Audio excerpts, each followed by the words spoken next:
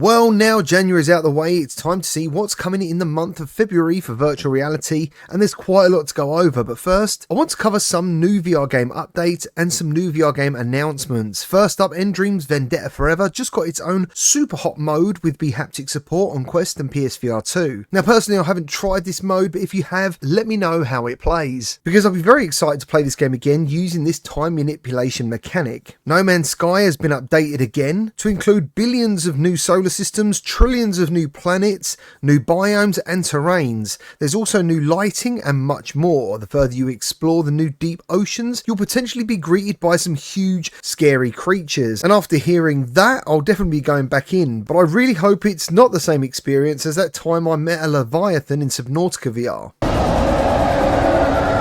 What the hell is that? Oh my god! I recently stepped back into No Man's Sky using my PS5 Pro, and it was a pretty jaw-dropping experience, and it definitely exceeds what my PC is capable of. The House of Da Vinci VR is coming to PSVR2 at some point this year, and even though not many people seemed interested in it, at least on my channel, I thought it was a fantastic puzzle room experience with fantastic graphics on both PC and Quest, and I highly recommend it. And as always, if there's an affiliate code floating around saving you 10% on the Quest version on any of the games mentioned today, I'll leave those links in this video description. Gran Turismo 1.55 update sees 4 new cars and apparently has had some visual updates, but I've yet to confirm this on the base PS5 version, with improvements to ghosting and draw distance. A couple of months back I tested the Pro patch and personally came away pleasantly surprised, so I'll be jumping back into this as soon as possible. Resolution Games have teamed up with Wizards of the Coast to bring us a true Dungeons and Dragons game called Battlemarked. In a post they said Resolution Games has a clear understanding on how to bring players together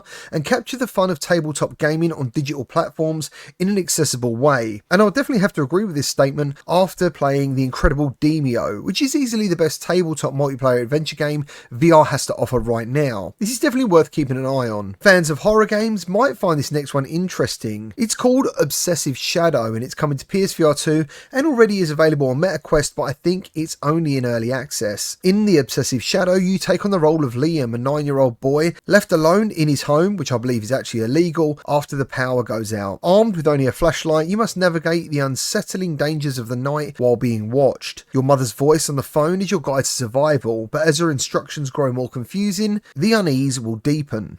There's something always watching and there's a shadowy figure waiting for you to slip up. Personally, this looks pretty scary, but we'll have to wait and see if it delivers the goods. Much loved Ancient Dungeon is getting a multiplayer update. Well, to be clear, the multiplayer update has actually been in beta for about a year, but it's now fully available on Quest and is coming to PSVR2 February the 6th. The new update features 4-player multiplayer, 2 alternative floors, 13 new monsters, 6 new relics to unlock, and 2 new bosses. Don't let the graphics put you off this one. It's a great game and it looks stellar in VR. So first up, on the new VR game releases of February, which actually have been confirmed, we have Cold VR coming February the 11th for PC and Quest, after being delayed slightly from its original date of January the 21st. Looking back, I wrongfully ignored this at first, but was very happy when I finally checked it out in early access for a gameplay video a couple of months ago. It's like Super Hot but in reverse, so standing still is exactly what you shouldn't do, which does sound like a gimmick, but the mechanic works exceptionally well. The game has nice graphics, great music, and a huge variety of environments and challenges, making this game pretty awesome, and I look forward to reviewing it very soon. Next up we have Chrono coming on February the 13th, calling itself the next Super Hot, but also taking the mechanic of Super Hot to the next level with co-op gameplay, which sounds pretty interesting. Chrono Strike is set in the year 2035 and a new technology allows people to digitize their memories and then live forever. The company responsible has become an evil empire, no surprise there, with an iron grip on humanity. As an agent of Chrono Strike, you must now take on the corrupt corporation. The reason I think this may actually deliver is because it comes from the same developer of Swarm, and while Swarm and Swarm 2 never really gripped me for as long as I was hoping, they both impressed me in other ways. So this is definitely one I'll be jumping into. Next up, we probably have the biggest release of February, and that is Alien Rogue Incursion, and it's coming to MetaQuest on February the 13th. Now personally, I haven't heard anything from Survios yet regarding a review copy, so I'm hoping it's not delayed due to all the feedback and updates the PC and PSVR2 version has already had and has in the works. I did a full review on Alien Rogue Incursion, and even though the constant aliens appearing on a timer was a bit frustrating and kind of took the scares out of it. I really enjoyed the game and I consider it one of the best VR games we got in 2024, and I'm very much looking forward to seeing how it performs on MetaQuest 3. And you must remember, this game is only going to be playable on MetaQuest 3. A very welcome last minute add-on to February releases is Farming Simulator VR, and it's coming to MetaQuest on February the 28th. In Farming Simulator VR, you get to cultivate your fields and yield crops like corn, wheat and soy, operate authentic agricultural machinery by renowned manufacturers, and you'll get to operate these machines from first person inside the cabs. You must keep up the maintenance of your vehicles and perform repairs in your workshop, tend to vegetables in the greenhouse, and don't forget to keep your machine sparkling clean with the pleasurable experience of power washing. Now I find this bit quite amusing after Power Wash Simulator VR is now dead and it won't be receiving any DLC updates from this point forward.